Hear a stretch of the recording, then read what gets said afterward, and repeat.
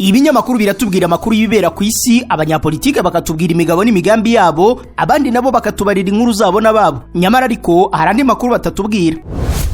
Ayo makuru na ya kampani Rubavu Buy and Sell Limited. Ngiyi kampani yizewe mu kugura no kugurisha ibibanza n'inzu mu buryo bwihuse. Ikorera mu burengerazuba bw'u Rwanda, by'umwihariko mu mujyi wa Rubavu ndetse no mu karere ka Musanze. Uretse kugura no kugurisha inzu, inabafasha kugura ibibanza no kubigurisha, ikanabafasha kubona apartment zo kubamo by'igihe gito cyangwa kirambye, ikanabafasha kuzamamaza. Ku bindi bisobanuro waduhamagara kuri 0782 42 43 82 cyangwa ukatwandikira ku mbuga nkoranyambaga zacu, hose twitwa Rubavu Real Estate. Rubavu Buy and Sell Limited, your trusted real estate partner. Yes, hello, welcome back to our Real Estate YouTube channel. Niba uri mushya kanda subscribe, ukwiriye no kunzogera kugira ngo tujye tubana buri munsi. Hari izindi platforms wadusangaho, TikTok, Instagram, Facebook, hose wagenda ukadufollowinga, ukalikinga amavideo ndetse ukanasharinga. Niba uduteze yombi mu Rwanda, uri hanze y'igihugu cy'u Rwanda, turagusuhuje, ukomeze ugire impera nziza z'umwaka wa 2025 ndetse uzagire n'intangiriro nziza za 2026.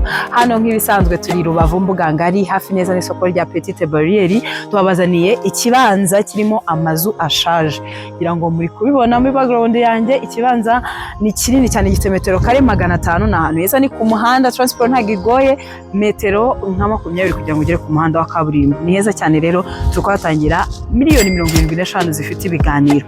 Waduhamagara kuri iyo nimero ubona kuri screen yawe, cyangwa se ukanatwandikira kuri social media platforms zose dukoresha. Amazina ni yayandi, ni Rubavu Real Estate. Ushobora no kudusanga ahantu dukorera mu mujyi wa Rubavu, mu nyubako izwi nka etage kwa Habibu yubatse iruhande rw'isoko. Dukorera muri floor ya mbere. Rubavu Buy and Sell Limited, turizewe cyane mu kugura no kugurisha ibanza n'amazu mu buryo bwizewe kandi bwihuse. Dukorera mu ntara y'Iburengerazuba, especially akarere ka Rubavu ndetse n'akarere ka Musanze. Utwo turere tubiri mvuze.